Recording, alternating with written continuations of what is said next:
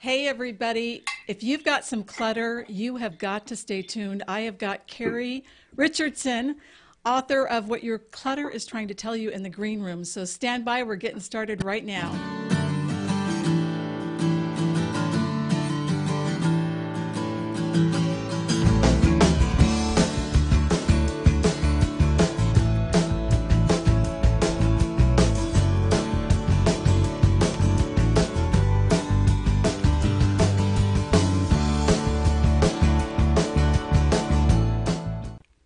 Hey, everybody. It's Mary Giuliani, and welcome to Mary Giuliani Live. The whole purpose of this show is to support you in transforming your life. And so I'm so glad you're here tonight.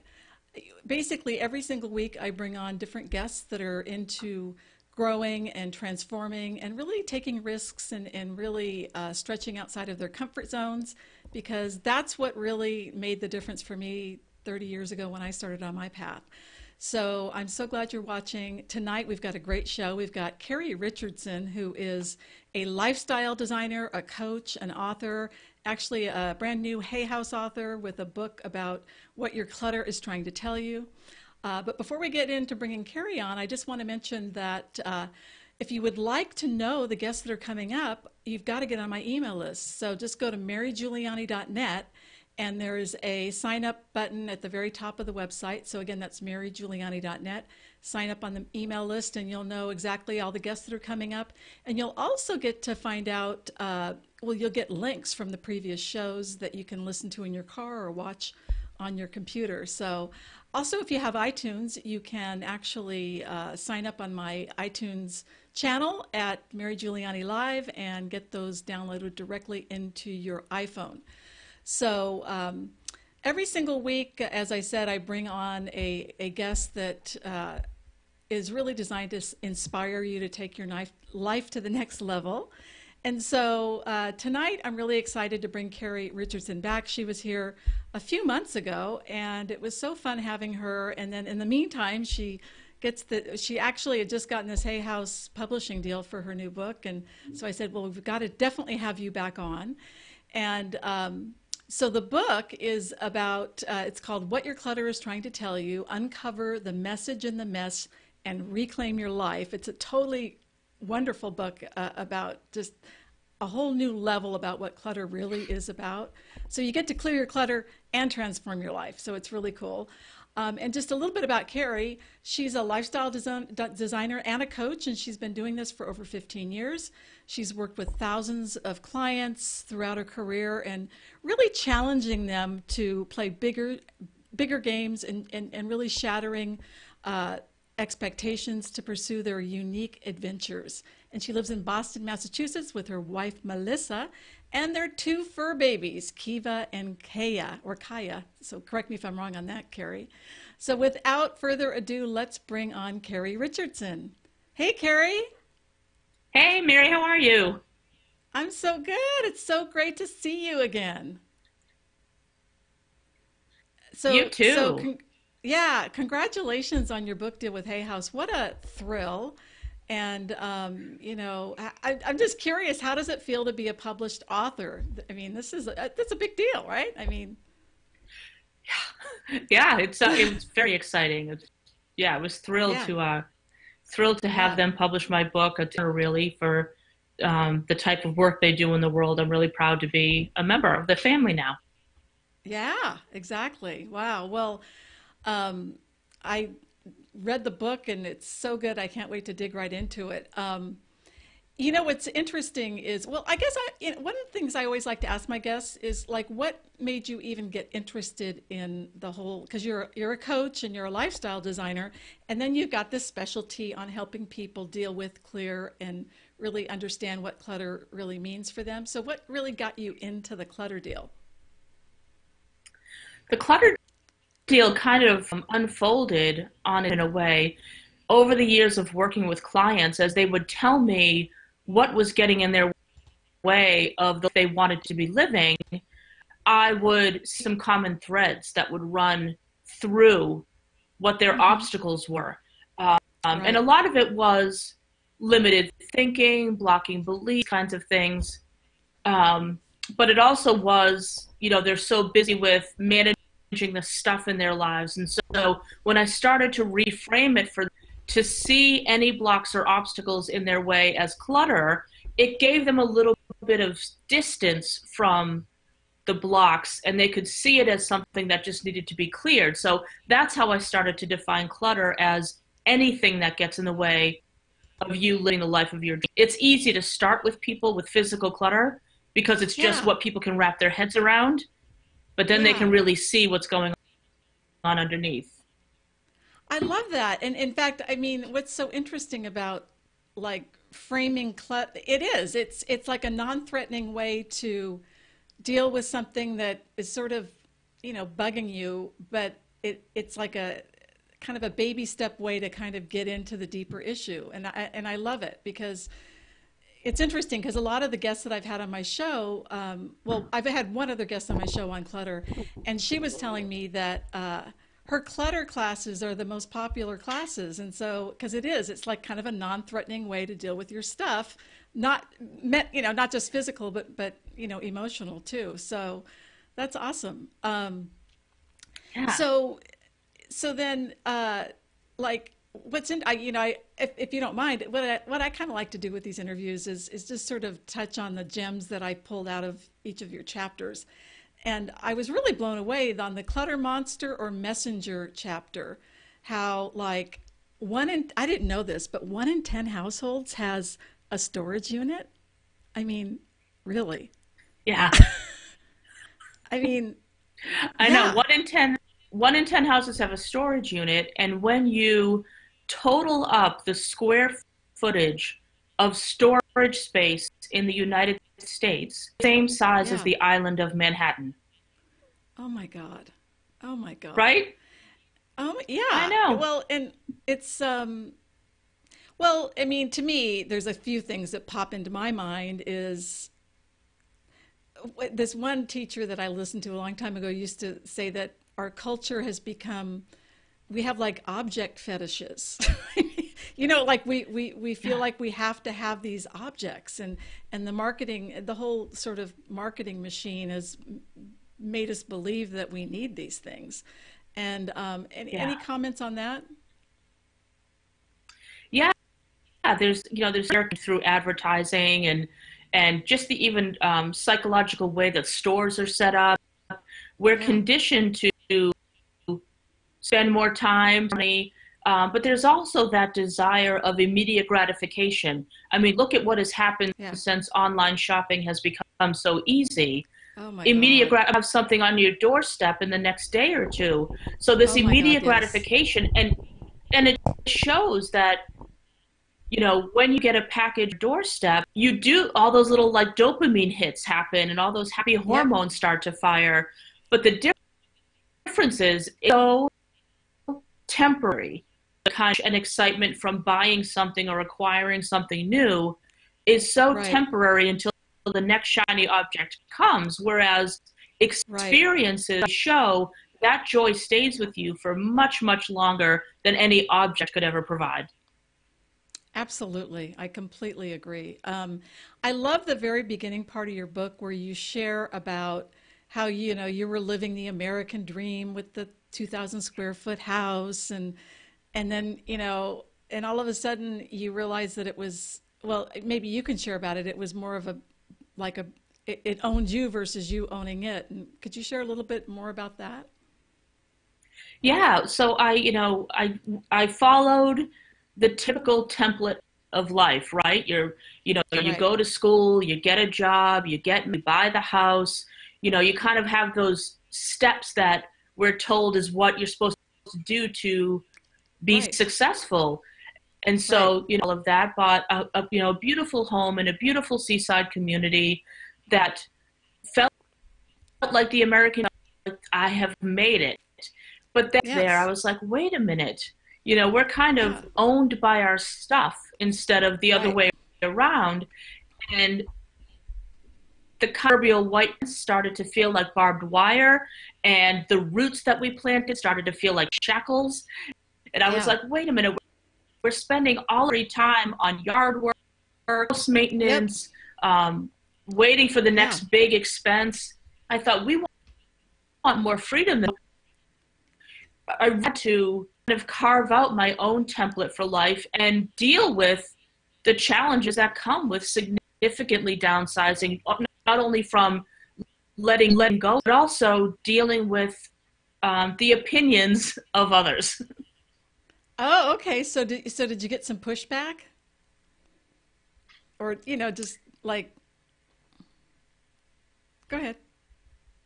Yeah, people, again, because we had a house in this great, people just didn't understand, like, why would you sell that? It's like people love, fight to get into that town, and why would you ever let go of it?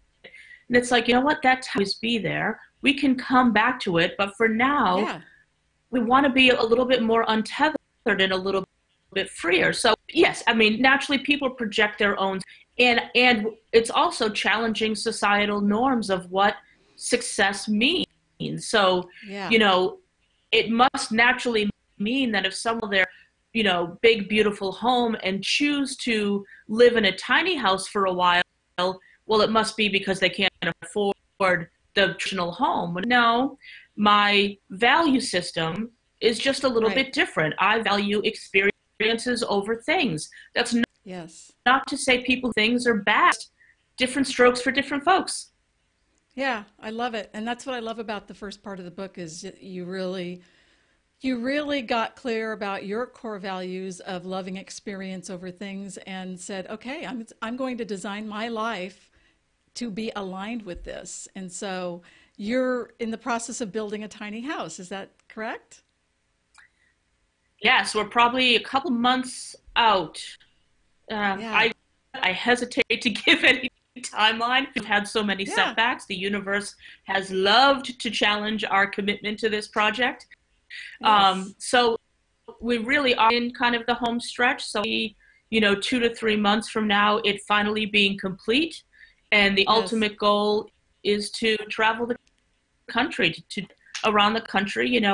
We work Love it. virtually. We just need a laptop and a cell phone. Yep. So it's like, why stay so stationary? Why be so planted when there's a whole beautiful? So yeah, so we'll be living in 240 square feet. I love it. I love it. Yeah. Well, and then you downside. I did a very similar thing. Actually, I was very inspired by Thomas Leonard, who I'm sure you're aware of, who's passed now. And he was doing the full-time motorhoming thing when this was back in like the 90s or something. And so Yeah. I actually got to do some full timing for a while, and it was really so I sold all my stuff, and it totally reminded me of what you talked about, having the yard sales and getting Yeah. everything handled, and yeah, so a lot of people that don't have the same values, or maybe that don't want to look at maybe their own issues, it's hard for them to support us, but that's their stuff, and that's okay. So let's get into the clutter stuff. So, I actually have worked with you as a coach, and one of the things that I loved working with you was that you helped me realize that clutter is not just stuff. Like if you have a relationship that is difficult and untenable or whatever it is, that's clutter. And it was like, yeah, and it really helped me get how much space and energy that was taking up in my life that wasn't okay. And so could you define clutter for our viewers? Could you ask that question again, Mary? Yeah, It just sure. didn't come Could across. could yeah, could you define clutter for our viewers? Did you catch it? No? No, I did. sorry. I'm sorry. Yeah, basically, well, the I wanted you to share with everybody what your definition of clutter is. Yeah. So, in the kind of grand scheme, I say clutter is anything that gets in the way of you living the life of your dreams.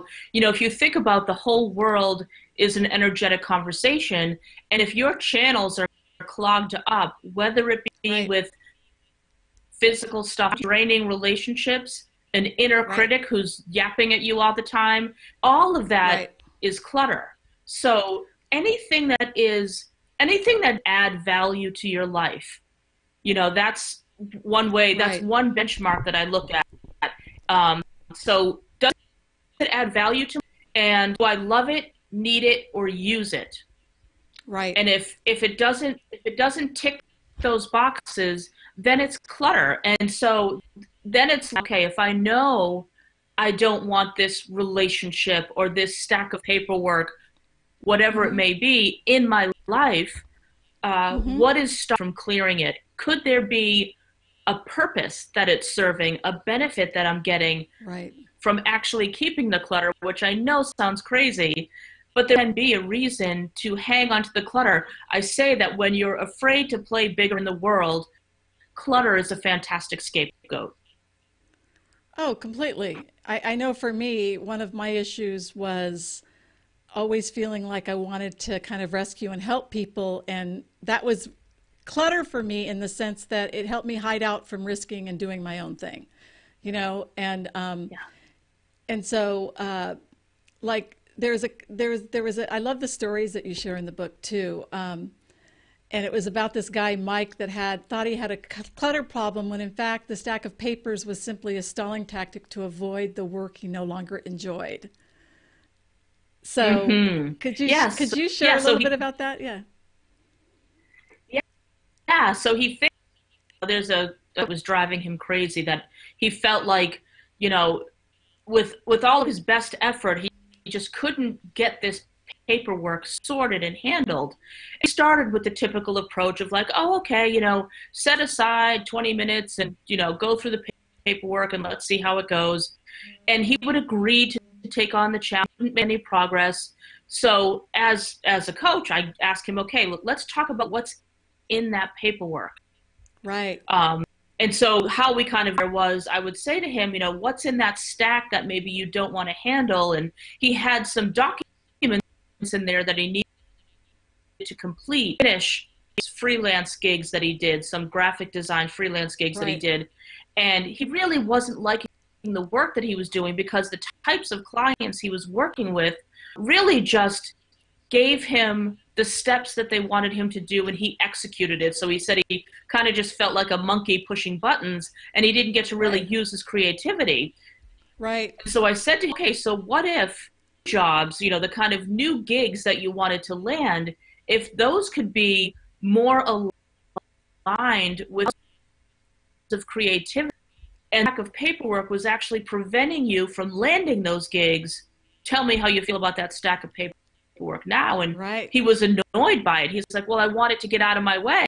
Once we saw why he was avoiding that paperwork, because he didn't Right. want to look for other jobs, because he didn't go back to doing the uninspired he was doing, but he was too Right. blocked by the clutter to see that he could Yeah. actually restructure the type of services he provides. Right.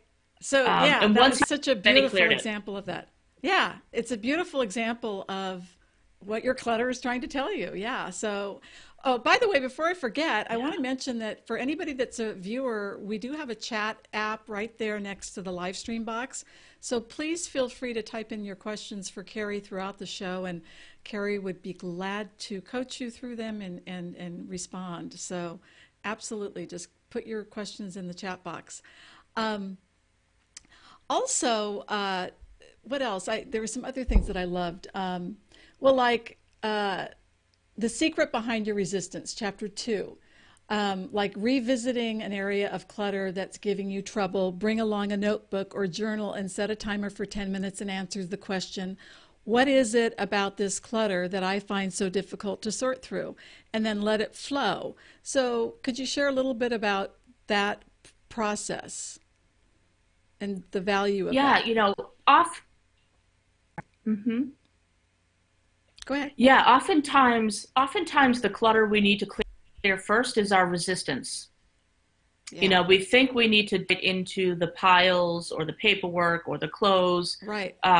But if that's something you've been wanting to do for a long time and you haven't been doing it, then the first clutter is your resistance. And that's why I always love to have my clients keep a notebook or journal Yeah. handy, just so they can capture the messages that come out of, my shoulders just raised, my jaw clenched, my stomach flipped. Capture all of that, because the more you give your resistance, quieter it becomes. The more you try Right. to push through it, the louder the Right. temper tantrum to Right. so having just sort of scratch pad or journal to jot down what the voices are chattering in your head is going to be a great step to helping you actually clear that clutter. Great. Awesome. Yeah, I mean, I don't think I've heard anybody really that does clutter clearing recommend this kind of approach. So it's so cool because really, it really is about going deeper than just the physical stuff.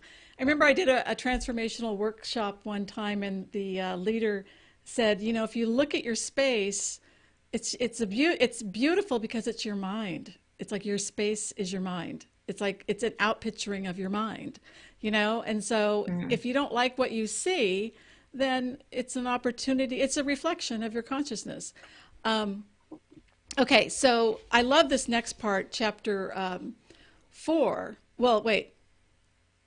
Well, I was going to talk about the hot spots, but I kind of want to go into the common causes of clutter. And I love this. This is so beautiful. There's the common threads are unrealistic expectations, lack of boundaries, and old beliefs. And so I really loved how you really zoomed in on these. So could you share a little bit why unrealistic expectations are a big part of clutter? Yeah, oftentimes people will say, as soon as I get a free weekend, I'm going to clear, or once I can find flowers, then I'm going to go through my closet. And it's this all or nothing thinking that sets us up Yep. for disaster. With Yeah. thinking, nothing always. So having unrealistic expectations pretty much Right. invites your resistance to throw a tantrum, Oh, because yeah. what it is you are sentenced to the next 2 hours or weekend of clearing Right. clutter. There's no playtime, there's no reprieve. uh, you partner with your resistance so you can become this powerful creative team, instead of Totally. thinking that you're these two separate things that you have to learn how to style the relationship. It's, let's throw our arm around the resistance, figure out how we can bring it on board. And unrealistic expectations is that clutter stays put, that we tolerate draining relationships, that we continue to Totally. step over the bills and the books. Bring our expectations down to realistic levels where it will almost always surpass them. Awesome. Yes, that's so key. So, the other thing I loved is the boundaries issue. It's it's interesting if you think about it. Like if you have a ton of stuff, and I'm talking about physical clutter, it's like Mm-hmm. you've allowed this energy to invade your space, which obviously points to weak boundaries or lack of boundaries. So, could you share a little bit about that? Yeah, about physical. This is another big cause of clutter. When I've had several clients over the years tell me that they keep their house messy so they don't have people over. So Oh, people can wow. literally use the clutter as in Yes. place of a boundary. Wow. And yeah, I had a client say that if I let people into my house, then they'll have more of a sense of my I like to keep my interests private, let's say.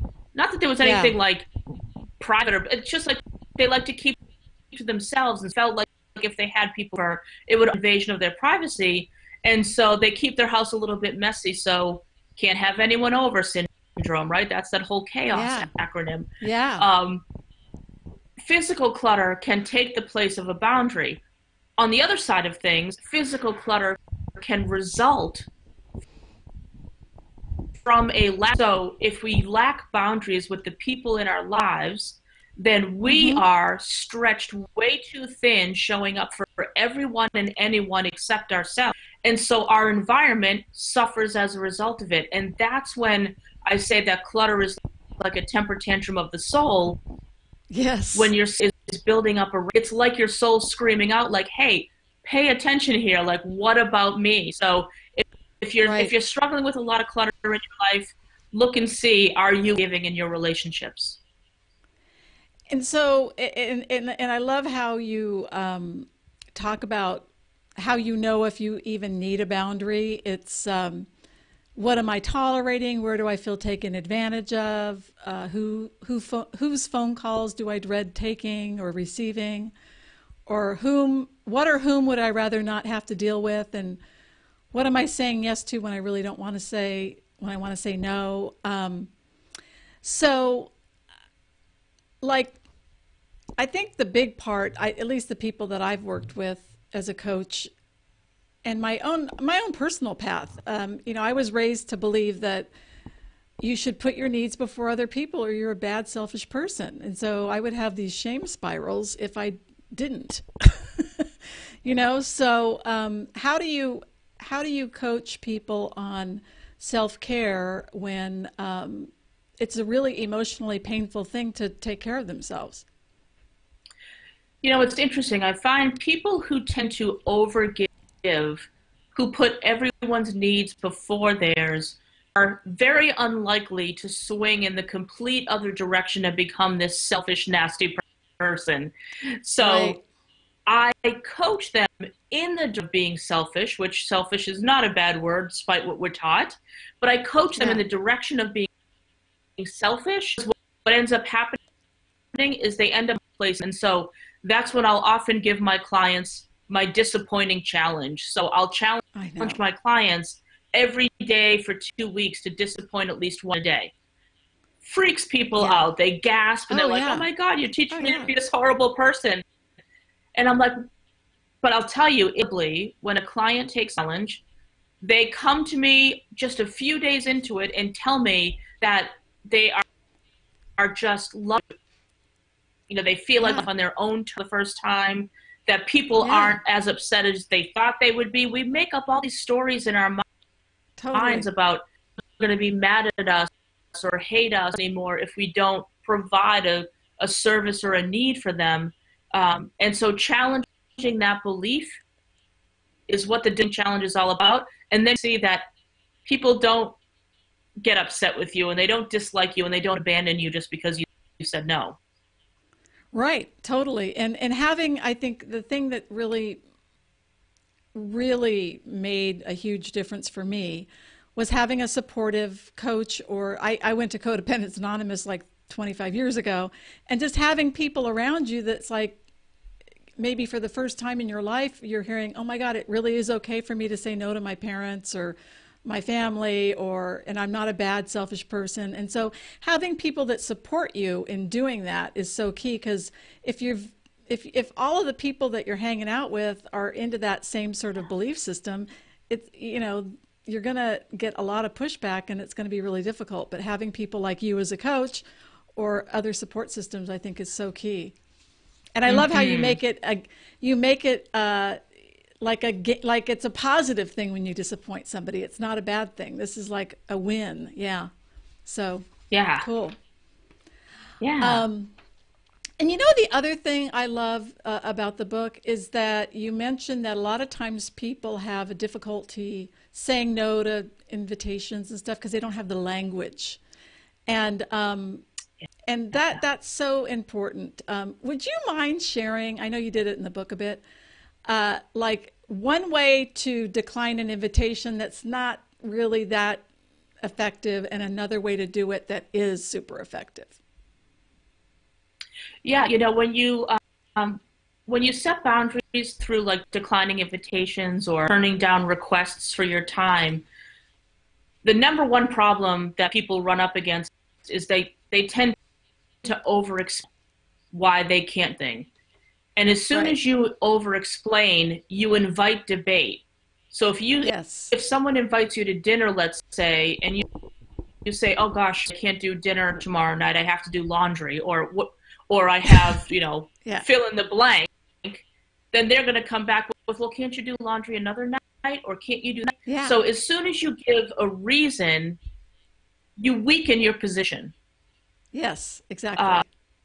but that's what to do because we feel so on saying no that we have Yeah. to over explain ourselves so people will still like us. But the most powerful and effective way is straight and to the point. So if someone invites you to dinner and you're not really too keen on going, you can just, it's more of a, oh, I'm so sorry, my week is full, but thanks for the invitation. Yeah. That's it. And what, Um, yeah, what if it's somebody that you never want to have dinner with? I mean, you know what I mean? so Like, for what? you know, what if it's somebody that you really never want to do lunch or dinner with? And how do you handle that? Yeah, those can be tricky. There's a couple ways. I would say the most common way is to delay and avoid, which isn't the most direct and effective, but sometimes that's the best we can do. Where it's just Right. like, oh yeah, yeah, together sometime, but then just never follow up. So it's more of Right. like a pleasantry, like a nicety that you're saying. Right. Um, if someone who is incredibly distant and checking in with you weekly or daily about getting together, then it's going to mean having a much more direct conversation of, Right. I am just really protective of my time and I don't have a lot available to me. And so, Yeah. um, kind of like I don't have a lot to go around. So you can have a conversation with someone. That's a little bit trickier. It can happen if you have someone who's very persistent. And Yeah. someone who's very persistent, firm of a boundary, they're not going to get the hint. Right. They're the subtle hint. Exactly. Yeah. Exactly. Um, so I guess the other thing that I wanted to ask you about too, such a great book. I love it. So it's interesting because like the first few chapters, it's not so much about clearing physical clutter, but really getting underneath what it's all about, which is great because actually I know some people that run hoarding, clearing businesses for people that have, super serious problems with hoarding. And unless they get to the bottom of what is causing it, they can have an organizer come in, but it's going to turn out the same way within 6 months, right? So, anyway, now the other piece is beliefs. So you had the three main things. You had boundaries, unrealistic expectations, and beliefs. So how do beliefs cause clutter? It's interesting, beliefs. This is another either. So a blocking belief can result in physical clutter. And then also the physical clutter can validate a belief. One example I give in the book that really shows both sides of the coin is a past client of mine who had paperwork clutter. She had folders of magazine articles that she had torn out of magazines, blog posts she had printed off the internet, little clippings and pieces of paper little notes and tidbits of information in it. And the paperwork Right. had just gotten excessive. She wanted to get rid of some of it. And just like Right. Mike with the stack about his job, we started with, okay, let's have you just start with clearing some of that clutter. And she really struggled with doing so. That's what I asked her, what that clutter represents. Tell me why do you feel the need to have those articles and those pieces of Right. information? And Right. so over a period of time of coaching, what she shared with me, she came from a large family. Her siblings were those kinds of students who got great grades without trying. She had to rely herself, and so she kind of felt like the dumb one in the family, her Ah. words. And there was one point that her mother said to her when she was young, it's a good thing. Um, as if to say, your brains aren't going to get you anywhere. You're going to have to rely on your looks. And so she formed this belief as a child that she's not very smart. And Wow. so throughout her adult life, she was collecting all of these interesting tidbits of information come across. And Right. so Right. if she needed to know something, she could just access it. And so she felt like by getting rid of the paperwork, she would actually be getting her intelligence. And so what Right. we had to Right. work on there, it wasn't about the paperwork, it was about her Right. blocking belief that she Right. wasn't smart. That's the clutter we have. So I took her through my belief flipping exercise, replaced it with an empowering belief. And again, this is over a period of time.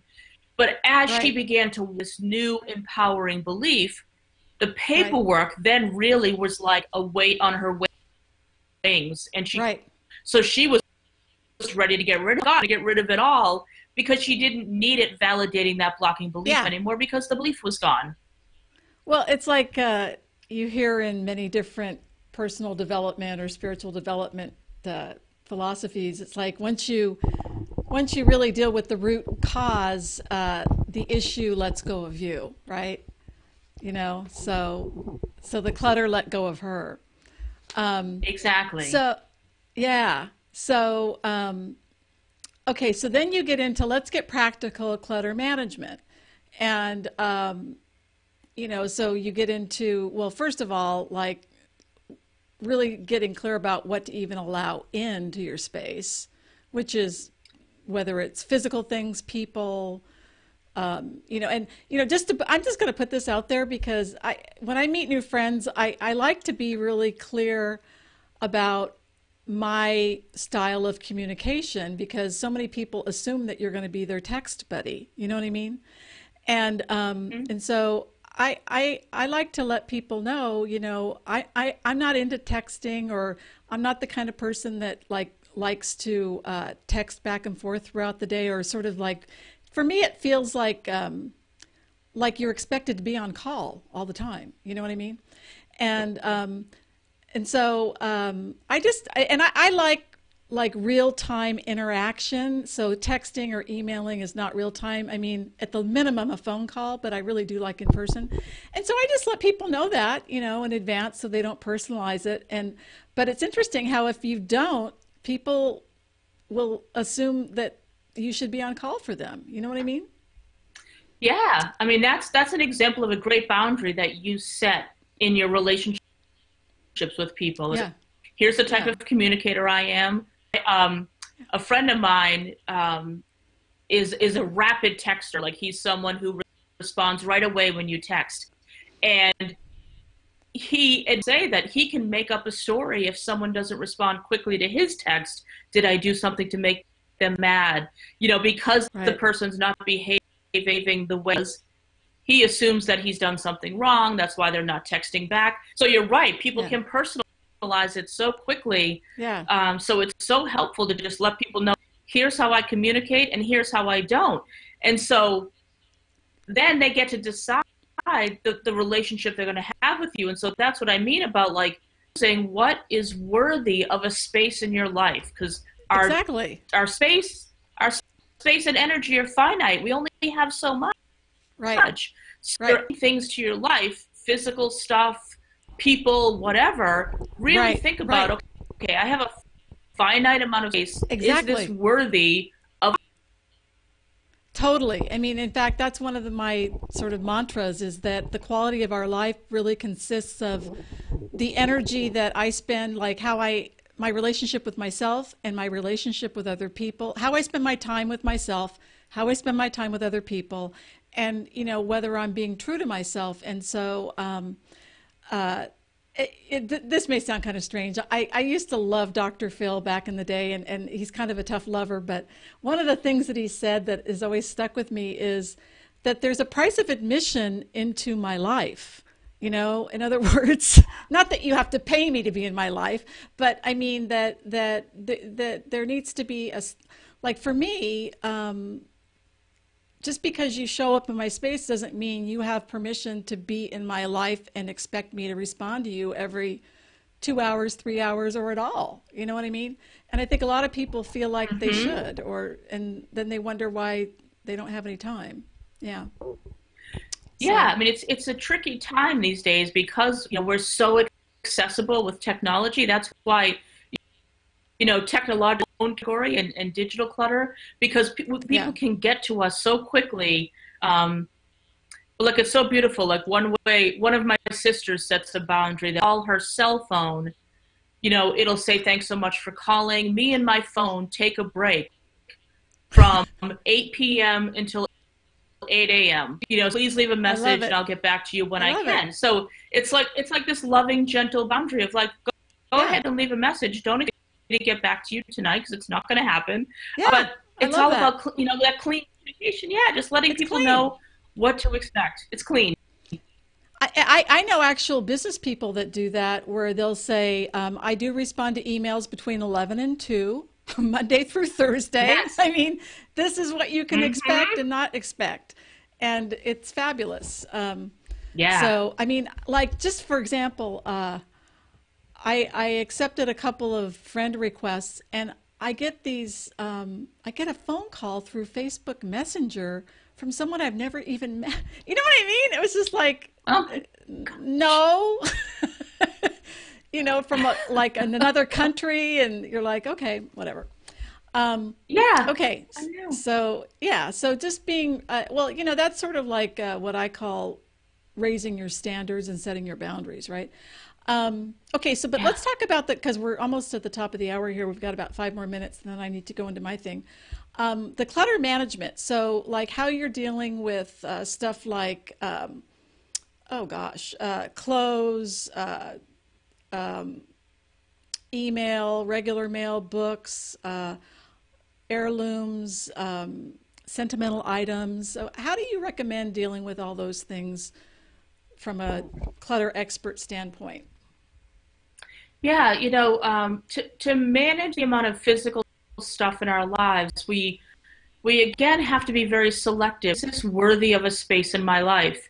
And like some practical stuff, like with clothes, for instance, I use the one in at least method. So if I buy an article of clothing and add it to my wardrobe, at least one more goes. So I'm not adding, and then before I know it, Right. my closet's my closet's bursting. Because really, and I think everyone admit this. If you look, statistics show we wear 20% of our wardrobe 80% of the time. So look and see, like, why do so many items in there that I never um and what is the motivation behind that? Is it retail therapy? Look, I used to be someone that there was an occasion, a family get together, a wedding, a birthday party. I would have to go out and get a new outfit. Like that was just normal. Like that's just what you. And then I thought, wait a minute, I don't need a new outfit every time there's an event. Um, I started to look, where do I want to spend my money? How do I want to not, I mean, I avoid malls at all cost, but that's me.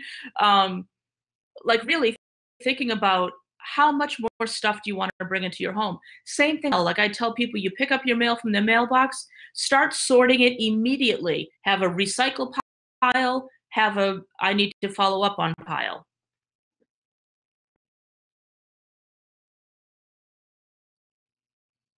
Can't hear you.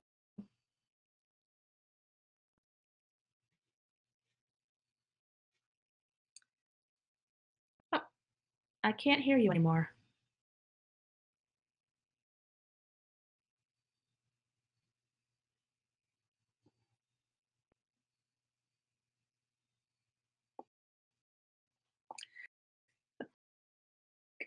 So you want me?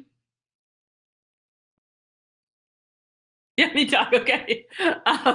Yeah, I can't hear Mary anymore, so I'm going to continue with my thought. Yeah, being selective about what you bring into your home so as to not add to the piles, not to add to the overwhelm, not to add to the stress of seeing strewn around your home. You want your house to rise up to meet you. You want to feel supported and nurtured in your environment, not drained and brought down and stressed out, because then that leaves you no energy to put toward your goals and your things you want to accomplish in your life. When you're feeling so depleted by the stuff that's draining your energy, you don't have much left to direct elsewhere. Great. Well, can you actually share a little bit more about like if your clutter could talk? If you what? If your clutter could talk, that's chapter 3. Yeah. Yeah, so that's really thinking about what is my clutter trying to say? Like if you think of your clutter as as a messenger, right? So times it can be as seemingly ridiculous as sitting down and asking your clutter, what do you want me to do? And have a journal handy. Um, what do you want to say to me? What do you want me to learn from you? You know, it's almost like interviewing, having a dialogue can sound ridiculous, but it can be incredibly insightful and telling about what's going on there. Sometimes if we just create that space to feel into the energy of our clutter, we'll be surprised with what comes back to us. Absolutely. And, it's amazing how if we just, it's sort of like that concept of stop, look, and listen, instead of just sort of have a knee jerk reaction of, oh, it's clutter, I don't want to deal with it, it's too big, versus what does this represent? And so let's get into, so the clutter management, well, actually, the turn your clutter into cash. I love this one. So, so how can you actually make money with your clutter? You know, the turn your clutter into cash chapter, you know, when I downsized a lot of the content at home, it was rewarding not only to get some money back that we spent on the Mm-hmm. items, but also to be able to share it with them. We donated a lot of things too, so the cash can come in really in the form of a Right. tax write-off. But to just know that when people came to my home and they were purchasing my patio set and they would start getting married this weekend and this is exactly what we need, like what a Right. joy to be able to be like, oh my God, yeah, you know, just give me this much for it and take it. So with our house, we ended up making about $5,000 on its Yep. contents Yeah. through Facebook yard sale groups, through Yeah. Craigslist. We even sold our in a Facebook yard sale group. Um, so yeah, you can, because sometimes a lot of people will say, "Oh, I don't want to get rid of this item because I paid a lot for it," but you want to think it costing you to hold on to it. And so maybe Right. there's a way you can recoup some of that expense, either through maybe consigning it at a consignment shop, Yeah. through goodwill, knowing someone else is going to get good use out of it. Um, yeah, there's plenty of ways to earn cash. Oh, and before I forget, could you share what the Pomodoro technique is? I love that. Is it? Yeah. Yeah, this is a time management tool that it's nothing that I created. If you go to pomodorotechnique.com, that's tomato in Italian, pomodoro. If you go to that website, it's a gentleman whose last name is Cirillo, and I'm sure there's a much more Italian way to say it that I'm not saying it, but he Right. created this technique, which is so helpful. So you want to dig into some physical clutter, but you're feeling like you don't even know where to begin. Right. You sound at the task at hand. You all distractions. You shut down your email, turn off the ringer on your phone, tell your Mm-hmm. family you're not going to be available for the next 30 minutes. Set a timer for 20 and you dive into the clutter. When the timer goes off after 25 minutes, you take a Mm-hmm. 5 minute break up and away from the task at hand. Resistance gets to play, right? Those are those realistic expectations you want to have to set Yeah. yourself up for success. So that Yes. Pomodoro technique is a simple technique, but it is incredibly powerful to help you to get stuff done in any capacity. I use it every week when I write my newsletter. The blog say, okay, I need to do 10 palm rounds today. It's just an incredibly effective tool.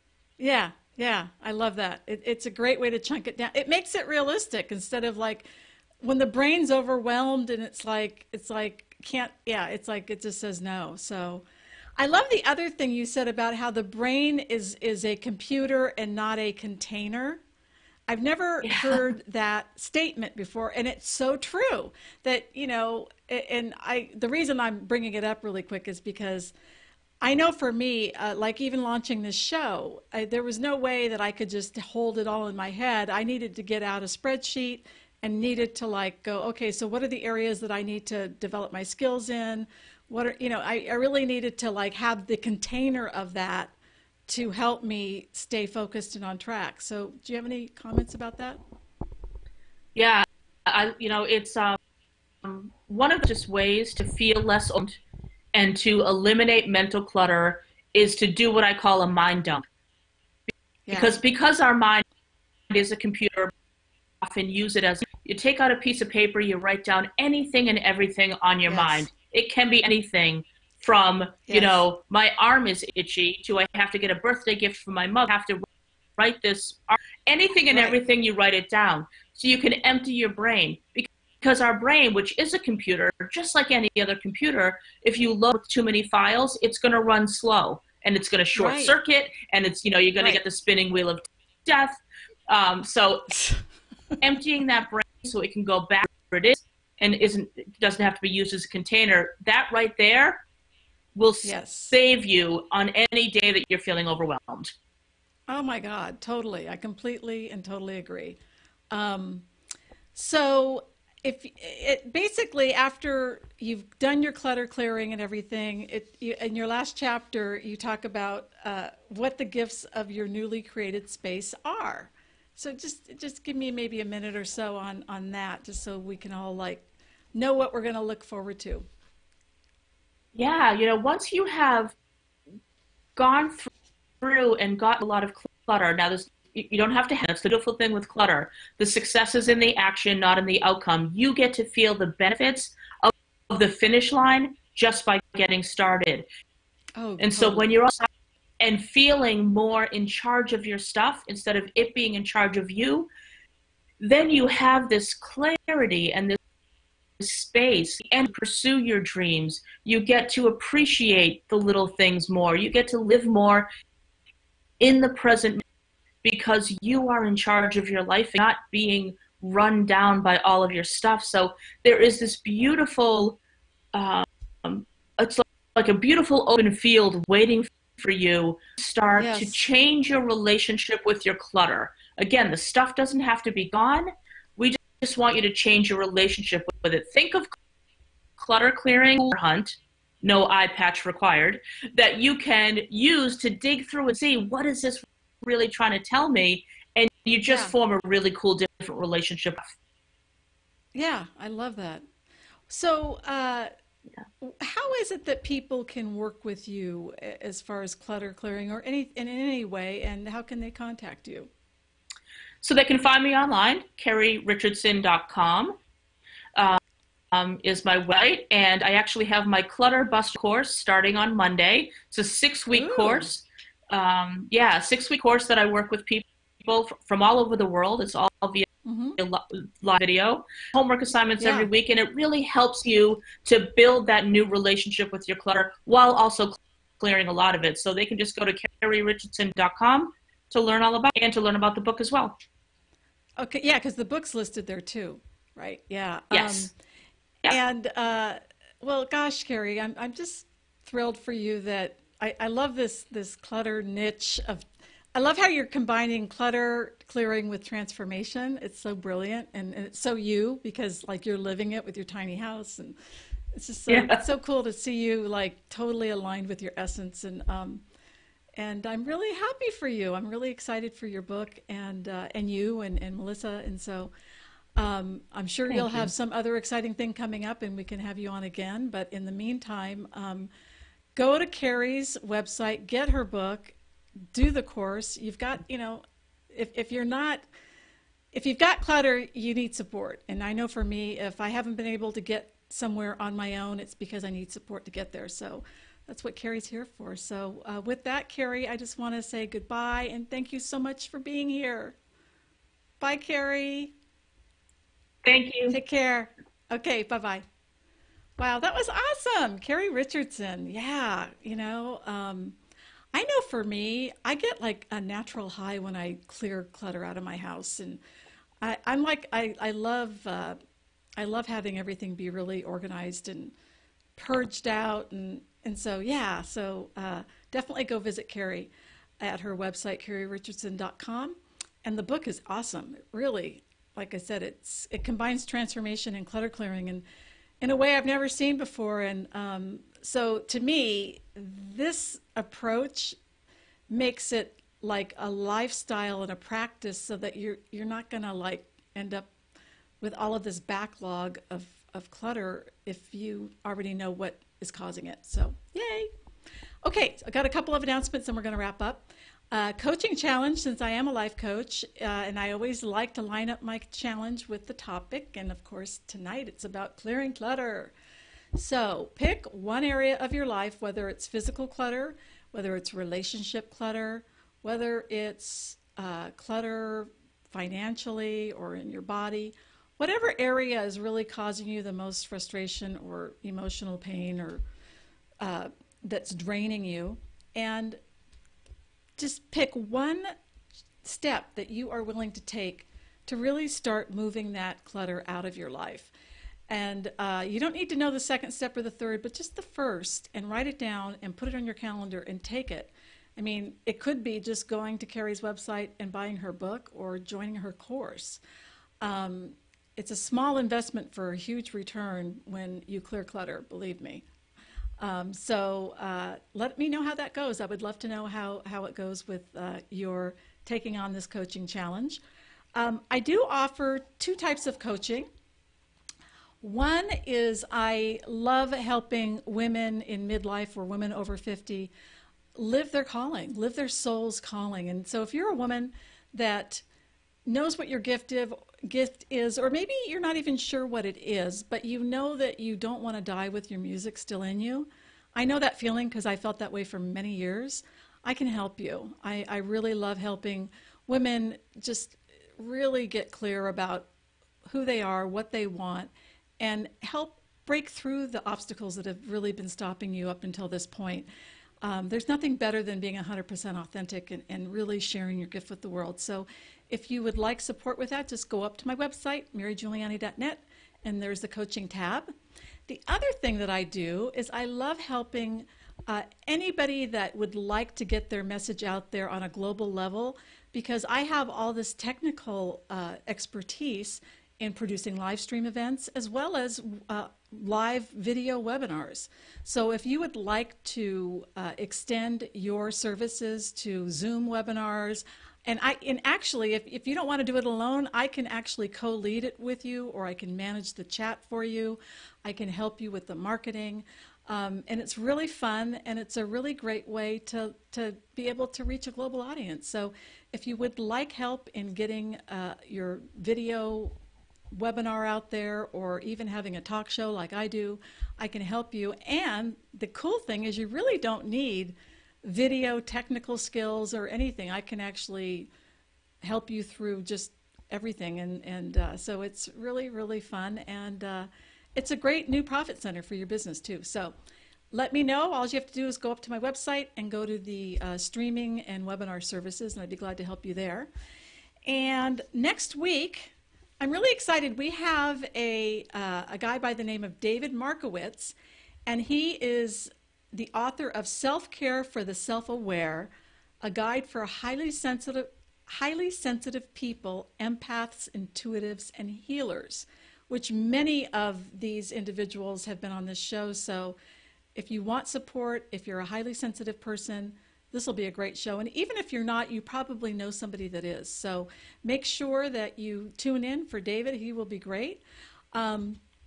And of course, the last thing I always like to say is, what is one thing you're willing to do to be true to yourself, and put it on your calendar, because that's when things happen and your life transforms.